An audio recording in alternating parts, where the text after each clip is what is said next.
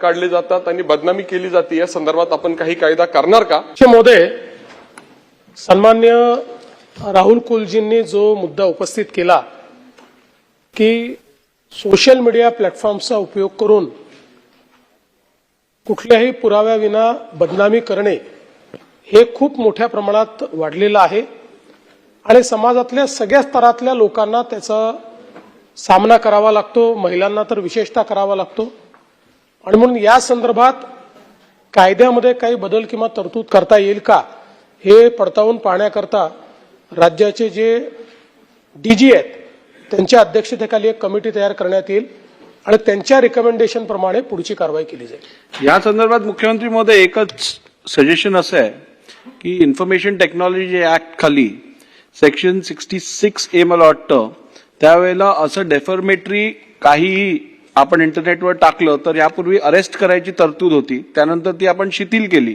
आणि ती प्रोव्हिजन आपण काढली। तर आता ही वाढतं प्रमाण बघून तशी प्रोव्हिजन परत आणण्याची गरज आहे का यावरती परत लक्ष देणं आवश्यक आहे। मुळामध्ये आपल्याला कल्पना आहे की हा जो कायदा आहे या कायद्यामध्ये सर्वोच्च न्यायालयाने काही त्याच्यामध्ये निर्णय दिले आणि त्या निर्णयांमुळे एक प्रकारे या कायद्याची इफेक्टिव्हिटी कमी झाली आहे। दुसरं, पूर्वी IT ऍक्ट सोबत आपण IPC किंवा आताचा BNS लावायचो, तेही आता लावता येत नाही, त्याच्याही संदर्भात सुप्रीम कोर्टाने आणि म्हणून आता याला कायदेशीर इंटरव्हेन्शन हेच आवश्यक आहे। त्यामुळे आपण जसं सांगितलं तेही या समितीच्या कार्यकक्षेत देऊन आपल्याला स्टेट ऍक्ट, स्टेट अमेंडमेंट जे काही करता येईल त्या संदर्भात ते करण्याचा प्रयत्न करू।